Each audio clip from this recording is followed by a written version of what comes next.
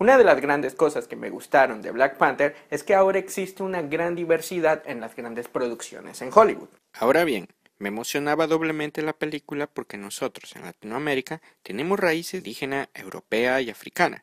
En una misma familia no es nada raro que existan personas morenas, mulatas, negras y blancas. Eric Killmonger, su padre N'Jobu, Nakia y T'Challa, cada uno a su manera me hicieron recordar a una figura histórica que luchó por ser libre y que casi no es reconocida en mi país, México. Yo soy de Veracruz, México. Somos conocidos como jarochos. En tiempos de la colonia, este término solo se aplicó a los hijos de negros e indígenas, a quien el sistema de castas nombraba mulatos pardos. Según diversos autores, el término jarocho deriva de la palabra jara, que eran unas varas largas que se utilizaban como armas por los mulatos.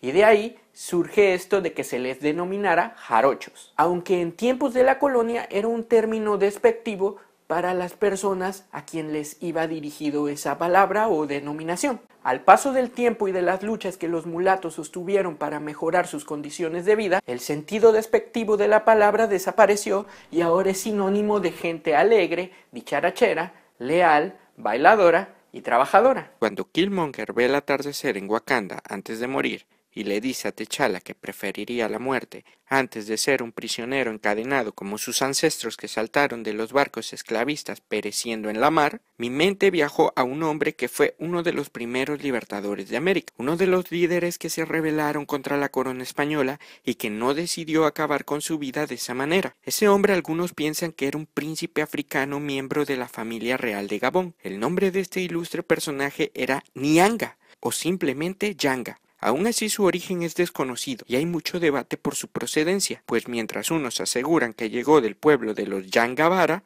otros están convencidos de que perteneció a la nación de Bran. Se convirtió en el jefe de una banda de esclavos que lucharon por su libertad alrededor del 1609. En México, desgraciadamente, la historia de la población africana y afrodescendiente es desconocida por la gran parte o mayoría de la sociedad mexicana. 4 de cada 10 encuestados por parte del ENADIS dice sentirse discriminado por su color de piel.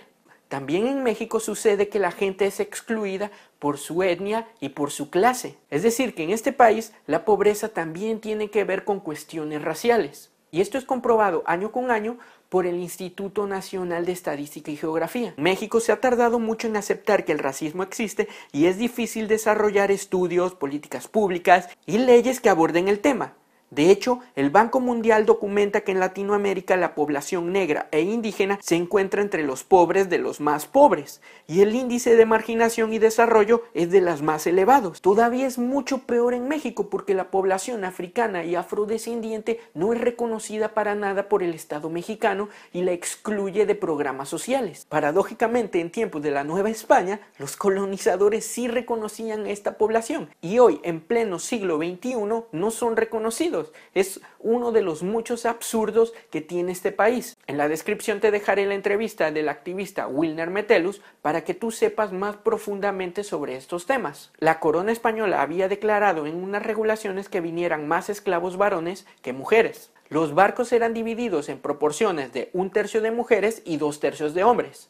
El primer lugar autorizado para la importación de esclavos era este lugar donde yo vivo, que antes era conocido como la Villa Rica de la Veracruz. Los esclavos que llegaban a las colonias novohispanas suplían la mano de obra indígena. Los españoles pronto se darían cuenta que estos tenían una resistencia natural al clima tropical de esta zona. Y así podían desempeñarse mejor que los propios nativos, ya que a causa de la guerra y de las enfermedades cada vez estaban disminuyendo. Durante el siglo XII, las numerosas rebeliones de esclavos provocaron que las autoridades españolas decidieran enviar refuerzos a la Nueva España. El trato inhumano al que eran sometidos obligaba a los esclavos a protestar de varias maneras en forma de insurrecciones armadas, intentos de toma de poder y fugas, las cuales eran penadas severamente. Los esclavos que lograban escapar eran llamados cimarrones. Al cimarrón se le crearon imágenes míticas que contribuían más tarde a los estereotipos raciales reflejados en las pinturas de la época. Estos estereotipos describen a los cimarrones como gente salvaje, feroces, indomables e indolentes. La rebeldía de Killmonger no solo venía del odio que sentía por el rey T'Chaka. Su padre N'Jobu se dio cuenta cuando viajó a los Estados Unidos que el mundo debía ser un lugar mejor. Sabía que Wakanda tenía los medios necesarios para lograr ese objetivo: unir a los hijos de África esparcidos por el mundo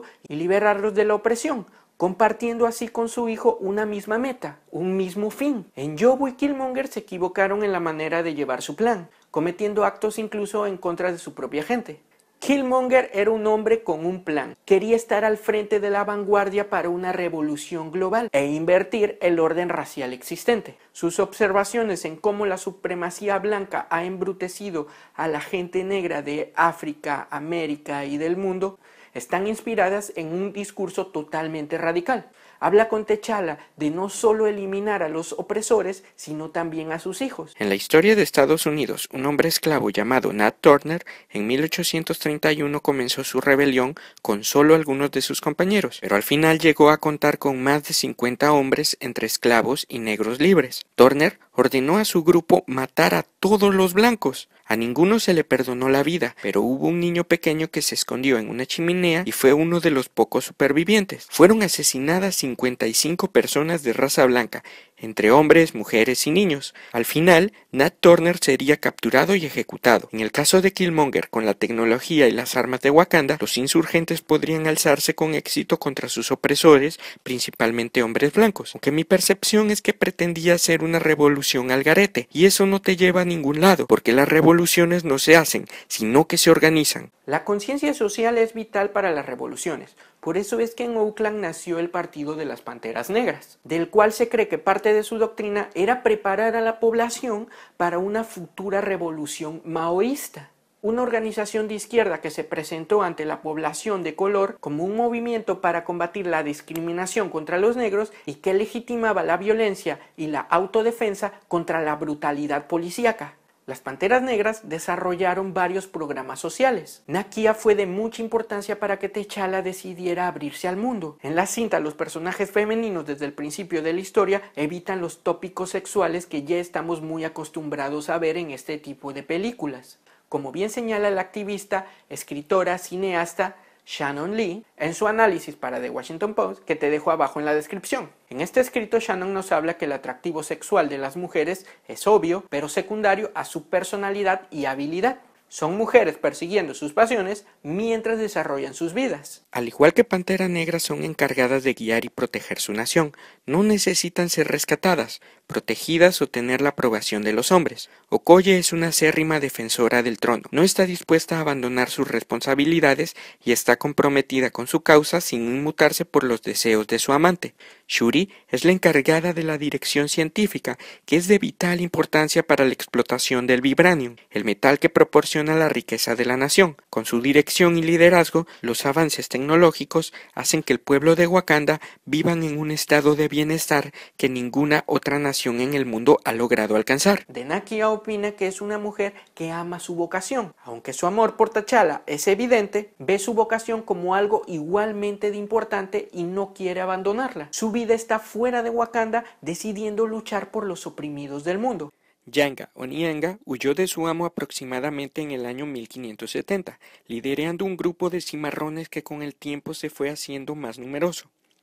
Pese a que no se tiene conocimiento pleno sobre cómo se desarrolló su movimiento, se sabe que para 1609 el grupo superaba los 500 hombres, por lo cual los rumores de una revuelta de grandes dimensiones no se hicieron esperar. A los lugares más cercanos a las costas llegaron principalmente esclavos negros, gente privada de su lengua, su religión y el trato con sus semejantes. Sin embargo, los unía el mismo sentimiento de rebeldía ante la injusticia. Durante el gobierno del virrey Luis de Velasco se multiplicaron las denuncias para alertar sobre un posible levantamiento de esclavos. Los rebeldes comenzaron a saquear haciendas de la región y fincas a su alcance para sobrevivir. También asaltaron durante el virreinato lo que fue el camino México-Veracruz, un camino sumamente importante porque conectaba el puerto más grande con la capital de la Nueva España. Dichos ataques resultaron muy preocupantes para las autoridades porque ese camino era la vía de comunicación y tránsito más importante en América, y su importancia económica fue fundamental para el desarrollo en la Nueva España. A los insurrectos se les otorgó el permiso de establecer una comunidad llamándose el lugar San Lorenzo de los Negros. Años después cambió el nombre a Yanga, como recuerdo al primer hombre que entre los esclavos logró la libertad para sus compañeros. Aunque los rebeldes nunca buscaron modificar el sistema virreinal, sino incorporarse al sistema para movilizarse socialmente dentro de la cultura europea dominante, lo anterior resultó muy acorde con los deseos de la clase política española, pues de esa forma se insertó a dichos individuos dentro de una dinámica económica, social y política útil a la corona, para que su fuerza de trabajo fuera finalmente absorbida por un aparato estatal en el que, al parecer, las jerarquías étnicas y raciales siguieron funcionando con fuertes barreras dentro del proceso de inclusión social de los grupos afromestizos de aquella época. Techala decide la opción de ser un estadista y abrirse al mundo por medio de los acuerdos y la paz. En el caso de Yanga, negoció con la corona española porque sabía que si seguían siendo un pueblo rebelde serían seguramente exterminados. La autoridad novohispana, por consiguiente, procuró que la autonomía ganada por los grupos afromestizos fuera lo más estricta y limitada posible, pues se configuró de una manera de que los cimarrones fueran concebidos y ellos a su vez que se sintieran como súbditos del reino. De igual forma, las poblaciones de negros libres se organizaron a nivel administrativo con base en la legislación española, siguiendo los códigos ya establecidos para los pueblos de indígenas, en donde el carácter de la evangelización fue el factor que los congregaría. Las ideas revolucionarias y anticolonialistas, siendo un producto hecho por un gran estudio como Marvel Disney, siempre nos hará dudar de las buenas intenciones de reivindicar el feminismo y las raíces africanas. El cine de Hollywood es un espectáculo financiado por el gran capital. Obviamente los estudios quieren generar las máximas ganancias y al mismo tiempo en sus dinámicas corporativas generan un mundo donde miles son despojados de la oportunidad de ser cineastas, volviendo al cine un asunto de élite administrado por los grandes ejecutivos. En el cine mexicano, los directores y productores, cuando realizan una película con gente fresca y adinerada, asumen que esos papeles deben desempeñar los actores de piel blanca y ojos claros. Y no solo eso, una familia mexicana con 4 integrantes debe trabajar 8 horas por los bajos salarios para poder ir al cine. Además, el mercado de la exhibición lo controla un duopolio, Cinépolis con el 51% y Cinemex con el 42%. El legendario director de cine Jean-Luc Godard atinadamente nos dice que se han privilegiado los derechos del cine y no sus deberes, que el cine no ha desempeñado su papel de instrumento del pensamiento. Aún así, los guionistas y directores que trabajan en el género de las películas de superhéroes, como ya sabemos, no son dueños de los medios necesarios para llegar a millones de personas. Tratan de ofrecer en estas historias pinceladas de su punto de vista sobre los problemas sociales que nos afectan hoy en día, y eso se agradece, aunque siempre estarán limitados por los grandes capitales de los cuales dependen. Por eso cuando Guillermo del Toro ganó el premio de The Shape of Water como mejor película, me agradó mucho el hecho de que ese galardón lo dedicara a los jóvenes cineastas, quienes luchando en el cine independiente demuestran cómo se deben hacer las cosas. Además, más tarde en entrevista con los medios de comunicación, habló de ofrecer al mundo los temas de interés actual para que se hagan debates y conversaciones, y esto puede ser por medio del deporte, la cultura o las artes en general, y sin olvidarte de honrar tus raíces. Por lo menos Black Panther en mi generó recordar a Yanga, un referente de libertad, un referente de resistencia, un referente de lucha para la historia de la población africana y afrodescendiente en nuestro continente. 200 años antes que los criollos mexicanos se levantaran en armas aquel 16 de septiembre e iniciara la guerra por su independencia. Eso sí, debemos tener siempre presente que nadie en el mundo, nadie en la historia ha conseguido nunca su libertad apelando al sentido moral de sus opresores. Entonces, lo que debería repugnarnos